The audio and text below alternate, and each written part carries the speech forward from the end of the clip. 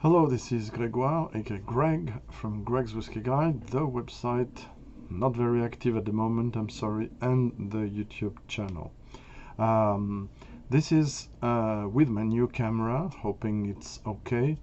A bit wider angle and more precise views on the bottles, though for now we don't have to see, we shouldn't see which one it is, and we won't see because it's just a fictive, it's my only, by the way, my only infinity bottle here. I'm not too much interested in infinity bottles, but it happened, the whiskey was average, so I have to try to correct it, and I put a lot of stuff in it. So at the moment this is my infinity bottle. I'm more into blending whiskeys carefully, with taking time, noting everything. Here I almost noted for this one a few details about which whiskeys, but not going further in proportions and stuff as usual.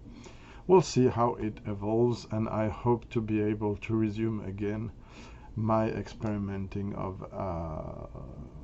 let's say proper whiskey blending, but from bottles, not from cask, obviously, because I'm an amateur, I'm not a professional of blending. So that said, yes, I'm gonna give you my 10 whiskies of the year for 2019, with some regrets of not being able here in France to try some novelties that I saw are into other lists of whiskies of the year, because here, for instance, there's a great expectations about these whiskies. We couldn't have the Alberta Premium, the latest one here from Canada.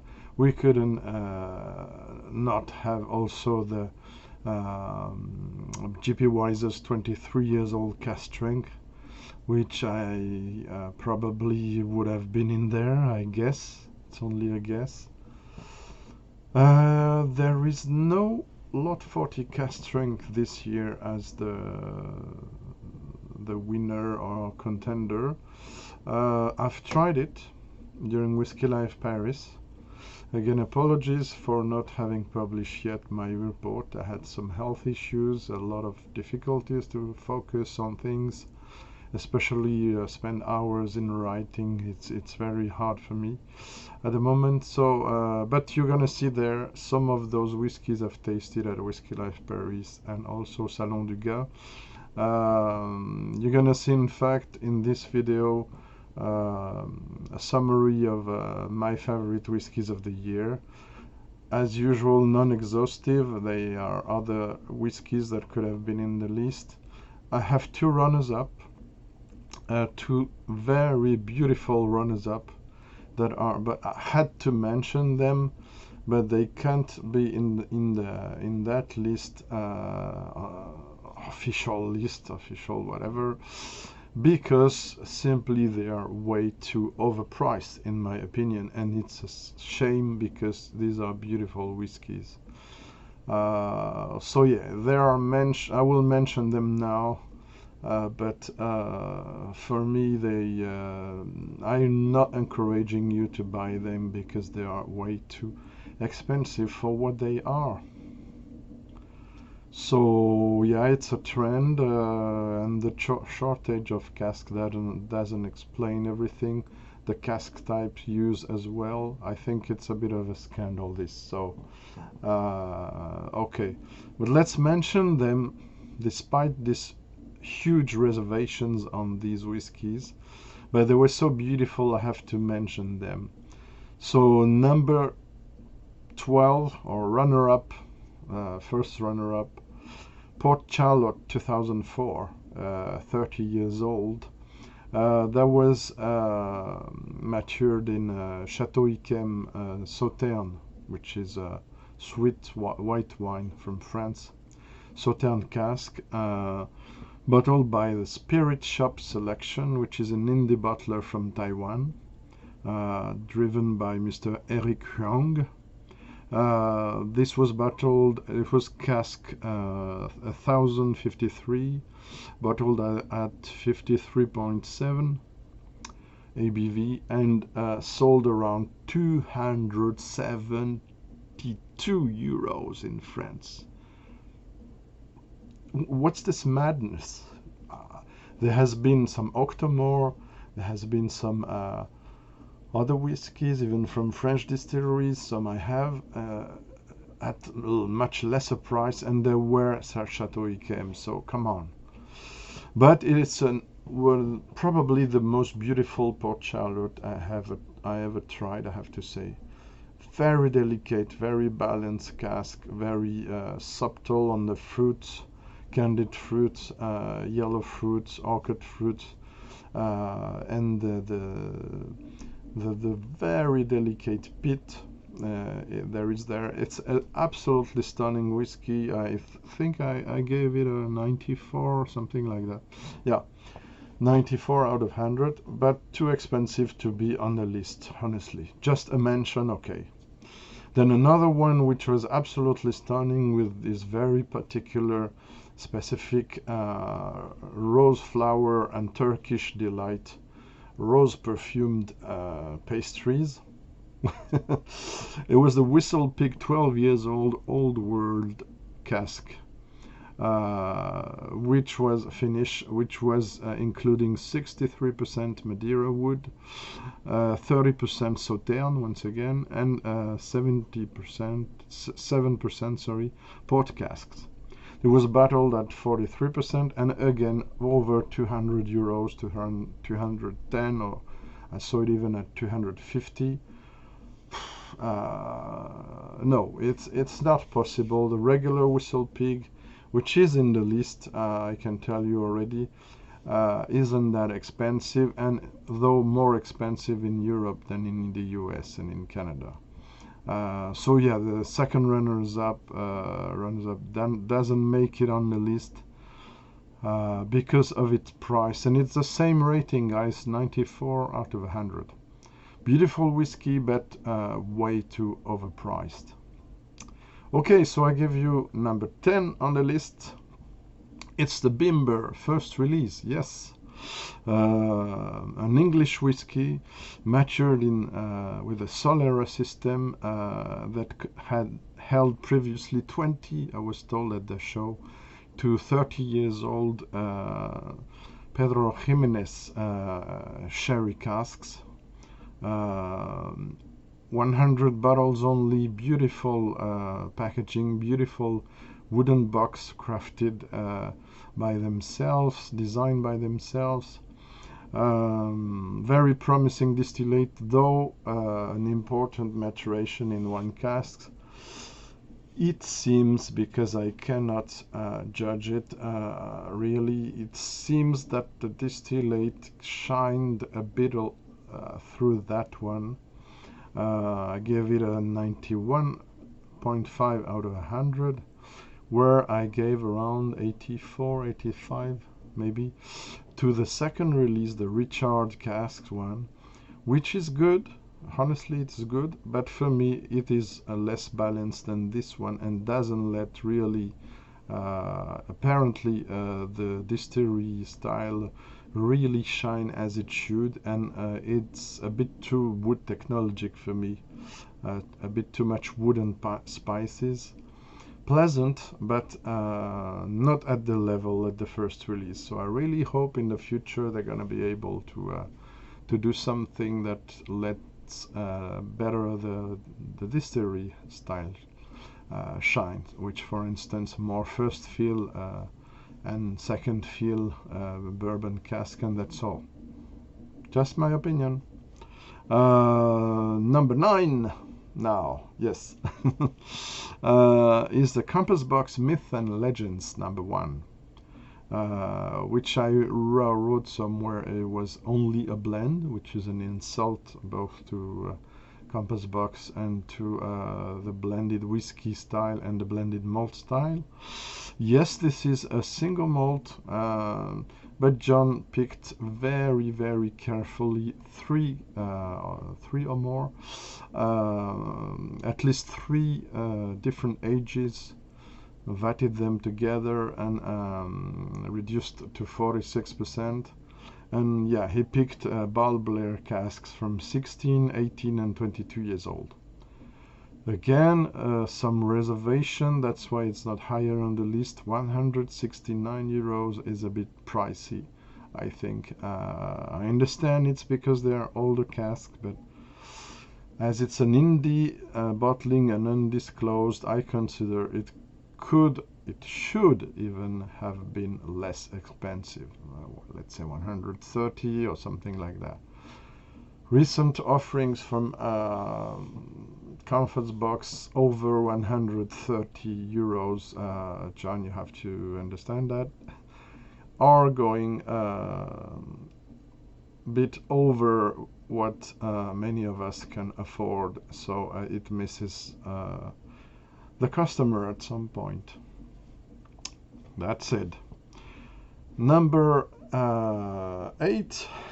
I'm gonna show you my fingers because I haven't tried to do the editing yet, so in case it doesn't work, forgive me, and there will be no editing. And in case if works, you will see some pictures to illustrate the bottles. So number 8 is undisclosed indie bottling from Atom Brands, which is also the parent company of that boutique whiskey company. For instance, they also do the Darkness and other things. But here it's the anagram titled Aerolite Lindsay, which means basically 10 years old Isla, single malt. It's bottled at 46%, non-chill filtered, non-colored. You have seen it probably in other videos. Roy Acoviti, for instance, spoke about it.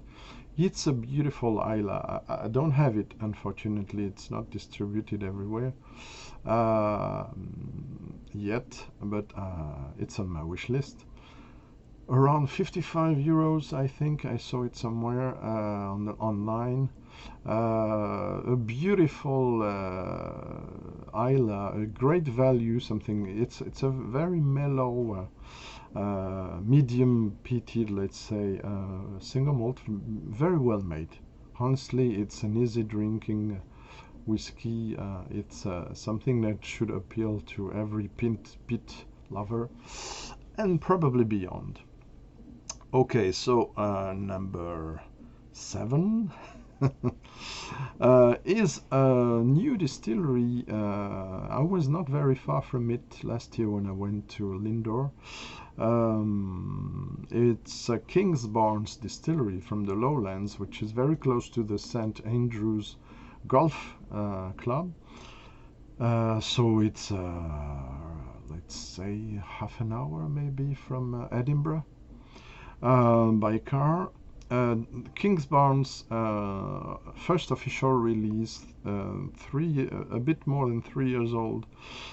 Dream to Dram, it's the nickname, which is 90% first fill bourbon and 10% Richard and maybe STR, which is shaved, toasted Richard wine cask.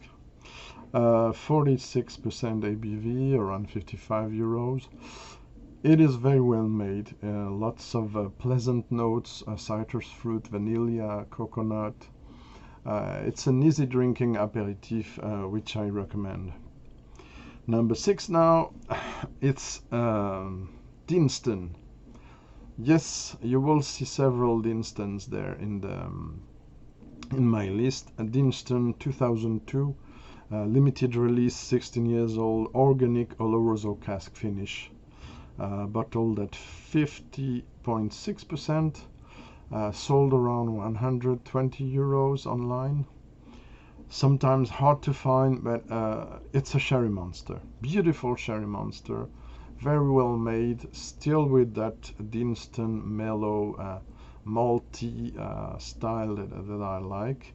I'm not a super connoisseur of Deanston. I haven't tried all what they do, but have tried Virgin Oak, the 15 organic release that I like a lot. Also, they had a 2008 Bordeaux wine cask, and me, who's not very fond of red wine finishing, I had to say this one was a success. So I also recommend this one. Then number 5, Michter's Straight Rye Barrel Strength. The one I tried that alas I couldn't find to buy me a bottle. It was from this year, ABV 55.9. The code was L19C4N90. Hard to find. Around 120 euros should be that one. Beautiful straight rye, offering like a bit higher in quality or in let's say complexity than the standard straight rye. Much more interesting for me, and reaching a bit the quality of the stunning 10 years old straight rye, which I recommend. So a beautiful whiskey, and I had the chance to speak with Dan, which is the new master distiller, who was at the Whiskey Life Paris, so it was a very nice tasting with him.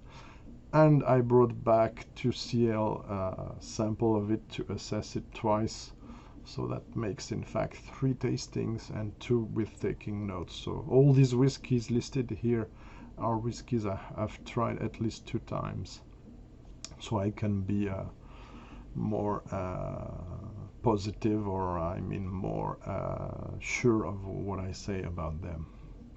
Okay, number 4. And I have the bottle home.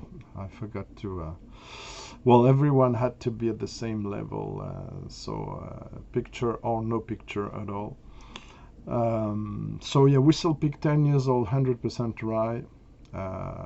The 2 big things this year for me was the discovery, real discovery of rye whiskey category, and also the confirmation that I'm crazy about peated and sherried whiskies when they're well made as well. And also discovery of mezcal, but that's another story. So Whistle Pig 10 is sourced from Alberta Distillery in Canada, but strangely bottled, at least for this expression, because there are others that were bottled, that was matured in Vermont, where the distillery is located now in the US. So it's 50% ABV. I've tried several batches, and for me, I gave it a 96 out of 100. It is one of the most beautiful rye whiskey and whiskey period I have tried. Very complex, very satisfying, floral, fruity, spicy, woody, but very balanced. Unlike some special releases of this one I've tried, which were very good as well, but less balanced and less convincing than this kind of compromise between all the Whistle Pig styles I've tried. So yeah, it's the only problem is the price, which is around 110 euros in France, while I saw it in several videos and online searches at around 60 to 70 in the US, which is a shame. Not a shame for the US and Canadian people, but a shame that crossing the Atlantic it becomes so much more expensive. Number 3 on my list is a surprise and a great revelation as well, from Whiskey Life Paris 2019, despite the fact it was presented as a novelty, and it is not a novelty, a bit like a Whistle Pig 12. So please, brand ambassadors, be more honest towards consumers. It's a slight parenthesis. And disclose that this version existed before. The one I'm going to talk about existed since 2017 or 16, while for the Whistle Pig 12 I saw records from 2015, so I'm not very happy about that. So please do not present novelties, things as novelties when they are not, even if they are very good. So yes, my number 3 is Jack Daniel's single barrel plus barrel strength. All these barrel picks are are chosen and are bottled at 64.5. So that means it's the average ABV among the casks they've selected. But the odd thing is from bottle to bottle, and there are variations, you will see the same ABV. So I take it has been reduced a bit to a standard ABV for this expression.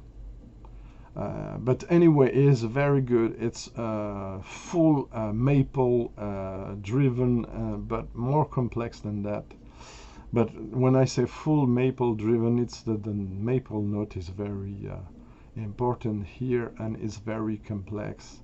And from this one derives all the other notes, some heady flowers, some very delicate and explosive fruity notes, precious wood. This is an absolutely stunning expression and drinkable without water as well.